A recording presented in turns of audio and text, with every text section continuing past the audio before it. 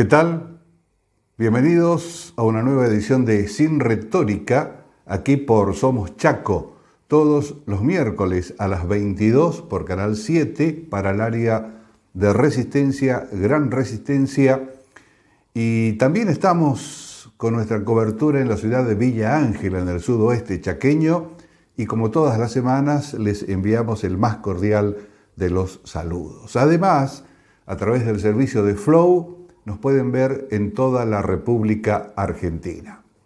Esto es Sin Retórica, una propuesta comunicacional que venimos haciendo desde hace ya bastante tiempo y que gracias a la gentileza de las autoridades de esta casa podemos hacerlo nuevamente en este 2022. Como Sin Retórica nos pueden encontrar en nuestro portal de noticias, en las redes sociales, en Instagram, en Twitter, en Facebook y en el canal de YouTube, donde semanalmente subimos todo el material que preparamos para ofrecerles a ustedes. Una semana que sigue teniendo la impronta de la actividad política tan conflictuada, tan exacerbada muchas veces, no porque ello sea malo, sino porque se supone, o por lo menos eso indica la teoría, que en los años pares como este, al no ser electorales, todo transitaría por andariveles mucho más tranquilos. Pero esos caminos están siendo bastante pantanosos para el oficialismo en la República Argentina. Y después de algún tipo de declaraciones de un sector, de un ala del gobierno nacional, de esa coalición, como lo es el denominado cristinismo o kirchnerismo, con la cámpora a la cabeza como el movimiento de mayor enjundia y de mayor territorialidad en todo el país, vienen las respuestas por parte del Ejecutivo. Muchas veces eso deja azorada a la población, no porque esté acostumbrada, sino porque desde hace muchísimos años no se ve tal virulencia en forma pública, en forma evidente, dentro de una misma fuerza política y sobre todo cuando está ejerciendo el gobierno del país, la administración general del país. Quienes en el 2015 avisoraban este tipo de situaciones no pensaban tal vez que llegase con tanta fuerza ni con tanta capacidad de, podríamos decir, autodestrucción, porque estamos a muy poco tiempo, electoralmente hablando, de las primarias abiertas, simultáneas y obligatorias del año que viene, que, recordemos, se realizarán en todo el país para todos los cargos electivos, serán elecciones generales. Y aquí en el Chaco se está hablando de la posibilidad que estaría manejando el gobernador Jorge Capitanich de adelantarlas. Algo que movió el avispero interno dentro del Partido Justicialista y medida o pensamiento por lo menos con el cual muchos no están de acuerdo. Como lo expresaba la semana anterior aquí en nuestro programa el actual embajador en Paraguay, Domingo Pepo, quien adelantó ese tema y también dijo no estar de acuerdo con la intención de institucionalizar al Frente de Todos como partido político aquí en la provincia, porque, dijo Pepo, eso, cree él, le quitaría identidad al Partido Justicialista, que dentro de esa coalición, dentro del Frente de Todos, obviamente, es el socio con mayor cantidad de acciones. Y en ese mismo tema, pero en el ámbito nacional, se habla mucho también de reactivar el partido político que ya se presentara acá en la ciudad de Resistencia en su momento y que al ir por fuera del Partido Justicialista posibilitó que con la merma de votos hacia el justicialismo justamente ganase la ingeniera Aída Ayala, cuando en su momento se postulaba como candidata a diputada nacional. Pero volviendo al tema del gobierno, del Ejecutivo argentino, todo hace suponer que esa tregua tan ansiada y algunos dicen tan pedida internamente, por el momento no llegará, y que las acusaciones de desgaste de uno y otro lado están a la orden del día. Esa es la acusación que se hace, o que hace Guado de Pedro, por ejemplo, desde el ala kirchnerista, desde el ala camporista, y también desde quienes están muy cerca del presidente de la Nación. Todo esto, obviamente, aquí en el interior de la Argentina uno puede enterarse a través de lo que difunden los medios de comunicación y que es casi la única fuente informativa que se tiene. Además también con el cuidado correspondiente, porque sabemos de los intereses que los medios de comunicación social manejan y que no son solamente del orden periodístico por obtener la primicia o de adelantarse en la información, sino también aquellos económicos fundamentalmente y, por qué no, ideológicos. Eso, en materia de medios, marca también la famosa grieta. Algunos dicen, no hay que hablar más de grieta en la Argentina, pero día a día aparecen datos, aparecen hechos que motivan a que se siga haciéndolo.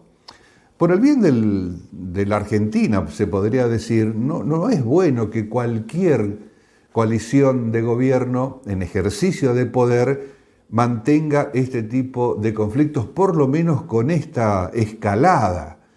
Las diferencias internas, las diversas opiniones, los puntos de vista diversos, obviamente que existen.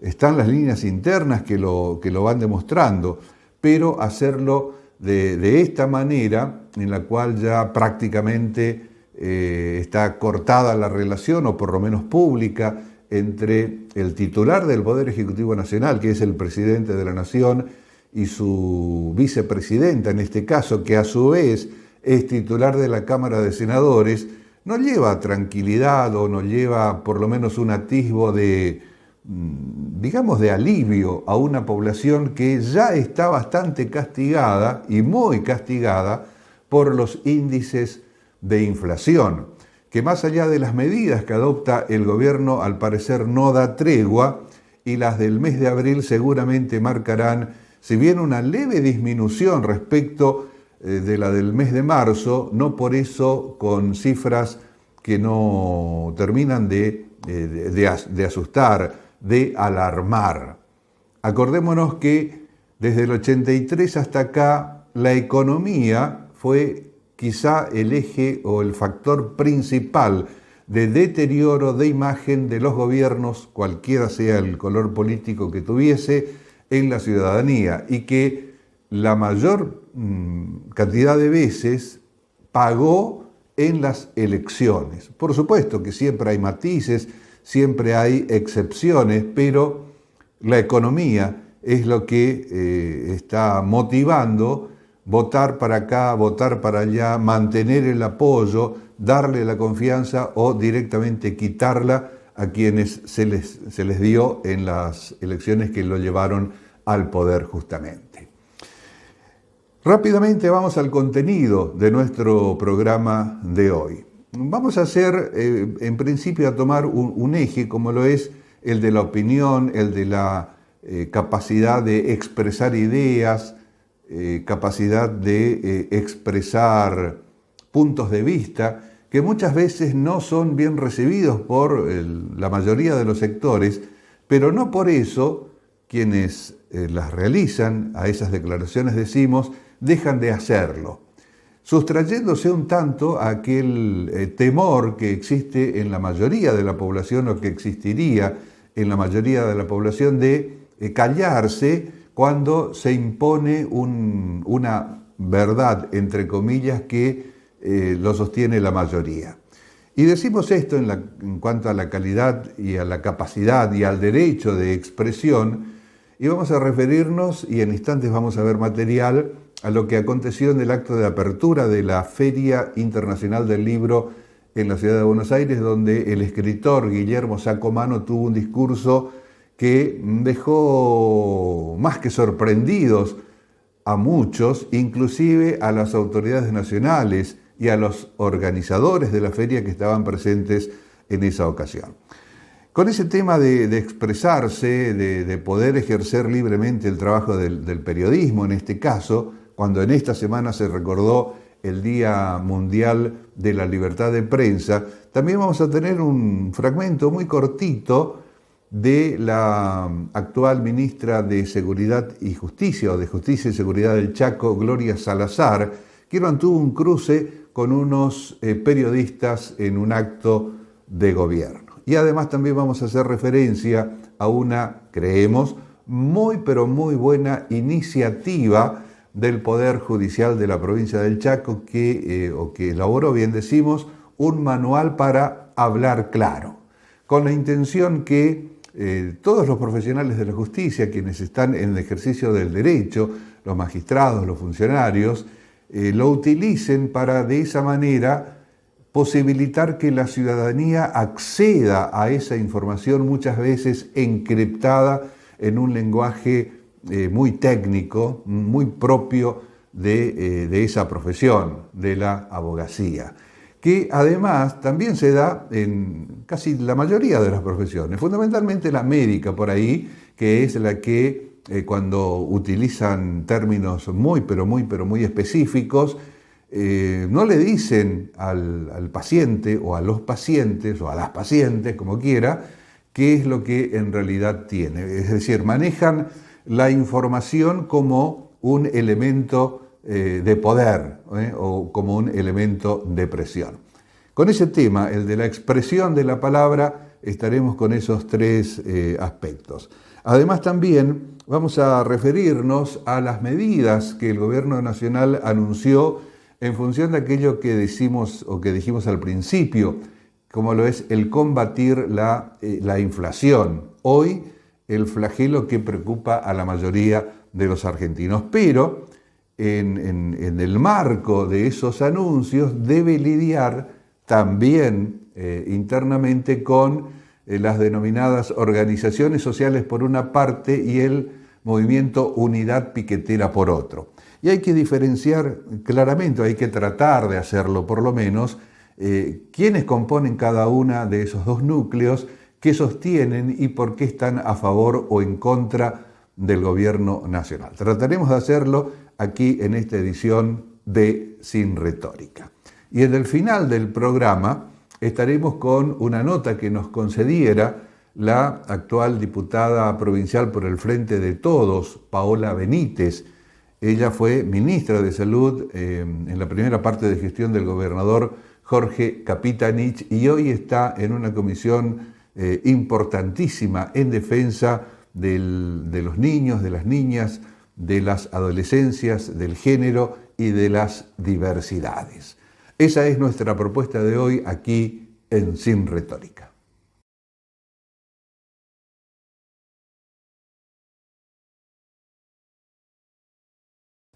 Y vamos entonces con el material que les decíamos está referido a la expresión del individuo, a la expresión de la persona.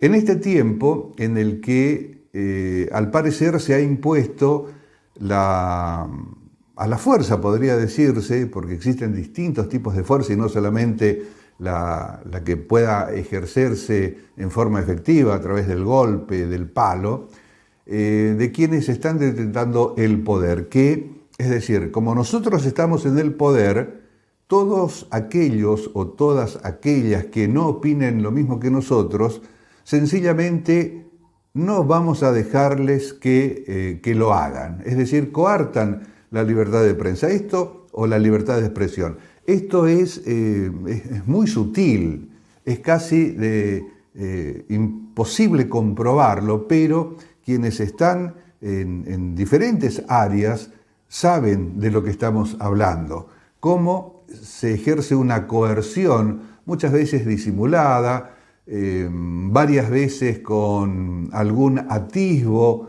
de mirá que no apareces más, mirá que te vamos a sacar, mirá que te vamos a poner en el rincón. Cuando en una sociedad normalmente se instala una idea o un pensamiento fuerza, podríamos decir, que la mayoría acepta como válido, quienes no están de acuerdo salen a protestar, levantan su voz, muy pocos. La mayoría se calla.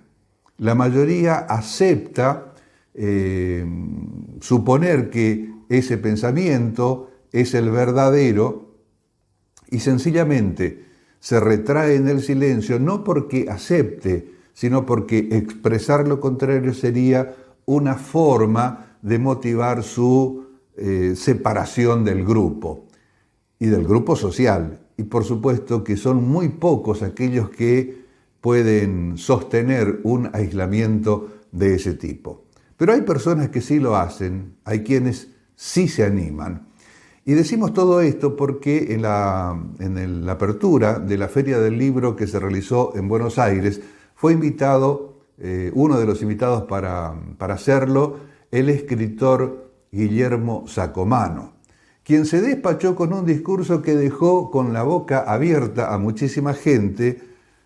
Otra tanta la aplaudió y hubo quienes dijeron: no puede hacer esto en calidad de invitado.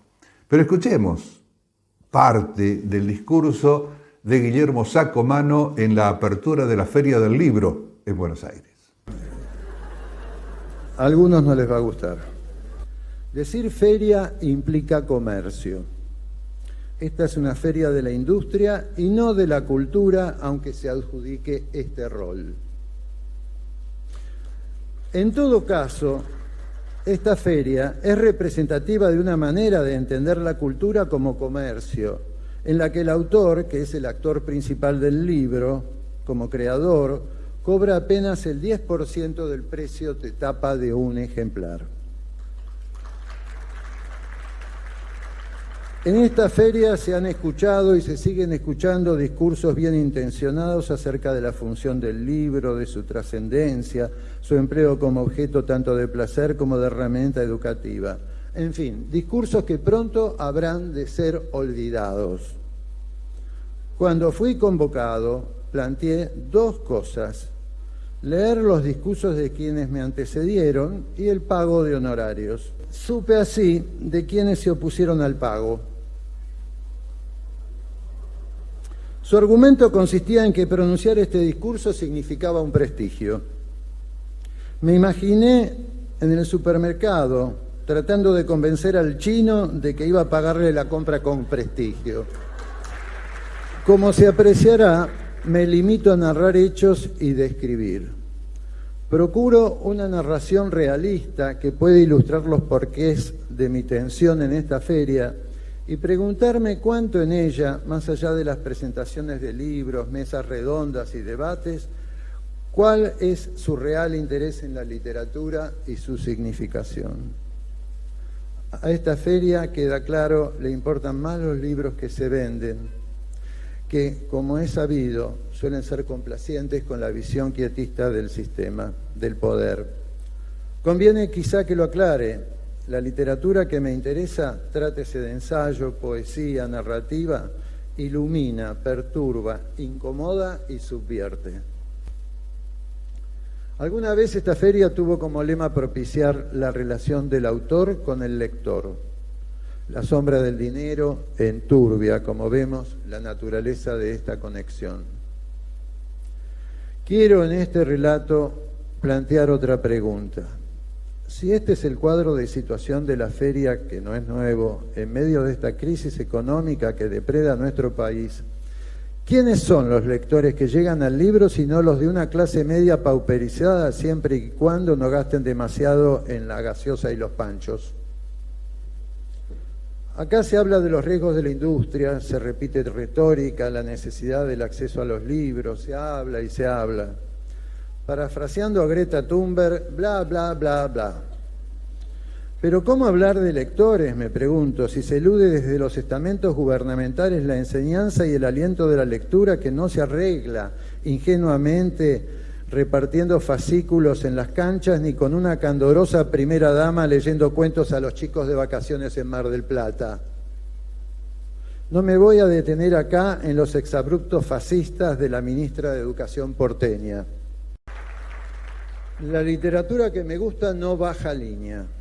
Y lo que escribo en esta hoja tampoco baja línea. Simplemente soy descriptivo. Estas son las cosas que se juegan para quienes elegimos este oficio. Inexorable, la tensión me impulsa hacia un nervioso desorden enumerativo. Asumo el riesgo de ser malentendido y juzgado como aguafiestas. Pero a pesar del frenesí y la euforia de la organización y su expectativa en la facturación, nuestro presente no tiene nada de festivo. Es obvio que estas palabras habrán motivado la preocupación, el enojo de la mayoría, fundamentalmente de los organizadores de la Feria del Libro, pero hay quienes también sostienen que justamente esa función de crítica o del aspecto de pensamiento crítico sobre una determinada situación es una de las formas que tienen o que tendrían que tener quienes se denominan intelectuales para enfrentar la realidad. Es decir, aquello que muchas veces por prudencia, por temor, por conveniencia, la mayoría no lo dice, pero que ellos que sí tienen la posibilidad de hacerlo no se amilanan y se atreven. Ojalá que estas expresiones sirvan para abrir el debate, para abrir la discusión, para saber si algo o parte de lo que dijo Sacomano puede servir como para arreglar o solucionar o mejorar algunos aspectos que no lo estén tanto. La sinceridad es un tema o un aspecto que no es muy frecuente encontrarlo en la mayoría de las relaciones sociales, en la mayoría de las relaciones humanas, sobre todo aquellas de trabajo, de compromiso, de política, aquella que no se refiere al círculo más cercano, más íntimo de cada persona. Y les decíamos también que en esta semana se recordó el Día de la Libertad de Prensa.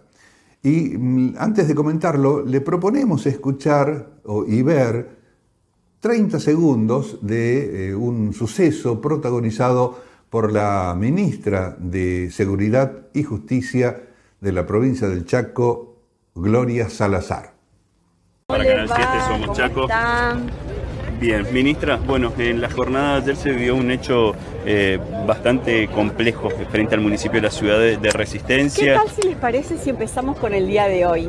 Que el día de hoy es un evento muy importante para nosotros, que es el egreso. Habló bastante el gobernador de eso, ministra. Bueno, yo les quiero contar. Hay otras cuestiones, las inquietudes son de la sociedad, no las propias. Está bien, no son inquietudes propias, son inquietudes de 105 egresados de la policía. Pero usted tiene la prensa oficial, ministra, para comunicar todo. Que van a trabajar en el día a día, Usted habla con mi equipo de prensa y hablamos. Que en el día a día van a trabajar. Prensa, ministra. En el día vamos a trabajar en el día a día con nuestros ciudadanos y nuestras ciudadanas. Como pudimos ver, se dio una situación tensa entre la funcionaria y los periodistas que estaban ahí, que le querían preguntar sobre un determinado tema. Pero más allá de lo anecdótico y más allá también de que la ministra, como cualquier persona ese día, pudo tener uno de mucha más presión que la que habitualmente pueda tenerlo, y que los periodistas también, a veces acuciados por la premura de obtener algún tipo de declaración, efectúan los interrogantes o las preguntas de una manera un tanto exacerbada. Lo que queremos rescatar de esto es que no se estaría pensando en el derecho que tienen los periodistas de preguntar y el derecho que tiene el funcionario de contestar o no a esa pregunta. Pero lo que nos llama la atención es justamente la intencionalidad de decirle al otro qué es lo que tiene que hacer, de la manera en que tiene que hacerlo, y de esa forma estaría cumpliendo un rol determinado, un rol bueno, un rol que vaya más allá de las expectativas que tenga el funcionario. Y aquí se da un aspecto que es básico en materia de comunicación y en materia de periodismo. ¿Qué es noticia? Y muchas veces pensamos si hasta es conveniente recurrir al manual más básico de periodismo o de comunicación para graficarlo. Pero lo vamos a hacer. Noticia es, por ejemplo, que un hombre muerda a un perro. Eso es una noticia. Que un perro muerda a un hombre es normal, es habitual.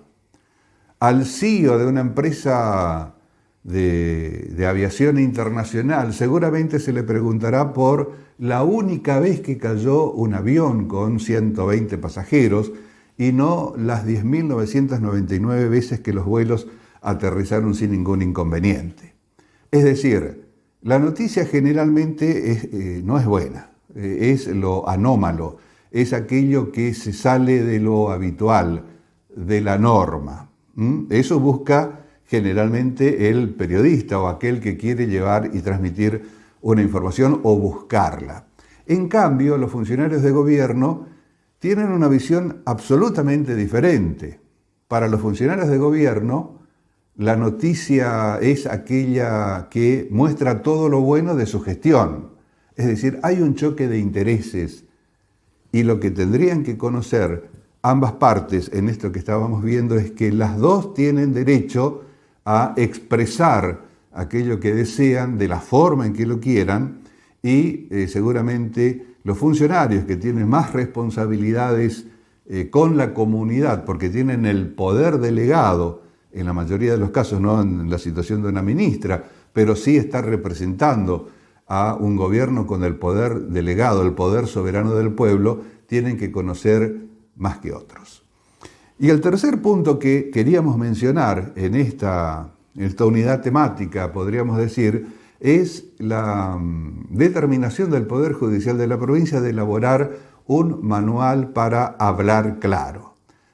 Hablar claro, ¿de parte de quiénes? De parte de los funcionarios del Poder Judicial, de todos sus integrantes, de los jueces, de los funcionarios, de los empleados, de los abogados mismos, y no solamente en comunicación con los medios de comunicación, valga la redundancia, sino también en los escritos. Alguna vez tuvimos la posibilidad de dar cursos en la Justicia Federal aquí de la provincia del Chaco y pudimos acceder, obviamente sin nombres ni apellidos, a la escritura, al desarrollo de algunos expedientes.